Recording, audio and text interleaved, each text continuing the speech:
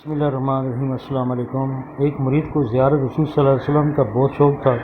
وہ اپنے پیر صاحب کے پاس گئے، اپنی طلب کا اظہار کیا۔ پیر صاحب نے کہا، ٹھیک ہے، میں تمہیں زیارت کا نسخہ کریمہ سمجھا دوں گا، لیکن اس کے لیے 2 دن کا وقت درکار ہوگا، لہذا 2 دن تک تم نے ایسے ہی کرنا ہے جیسے میں کہوں۔ مرید جو کہ حکم کا غلام تھا راضی ہو گیا۔ پیر صاحب نے فرمایا کہ کل رات کا کھانا آپ نے میری طرف کھانا ہے، میری طرف سے آپ کی دعوت ہے، اور کرنا یہ ہے کہ ابھی سے لے کر کل رات تک بلکہ پرسوں صبح تک تم نے پانی نہیں پینا ہے، باقی کھانا کھاؤ۔ بے شک مرید وعدہ کر کے چلا گیا۔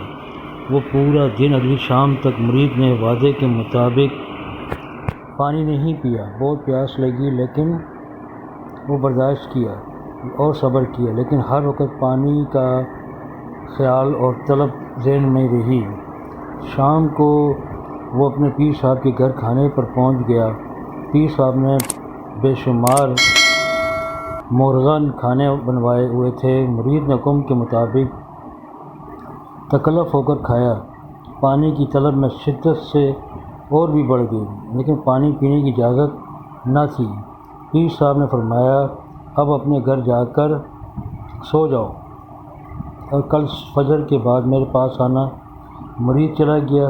اگلی صبح جب مرشد کے پاس حاضر ہوا تو پیر صاحب نے پوچھا، بیٹا رات کو خواب میں کیا دیکھا؟ مرید نے عرض کی، حضرت ہر طرف پانی پانی دیکھتا رہا ہوں۔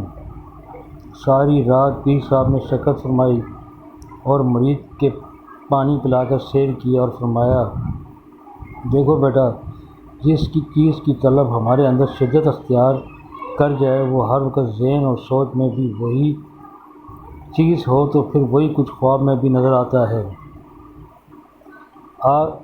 زیارت رسول صلی اللہ علیہ وسلم کے لیے اپنی طلب میں شدت پیدا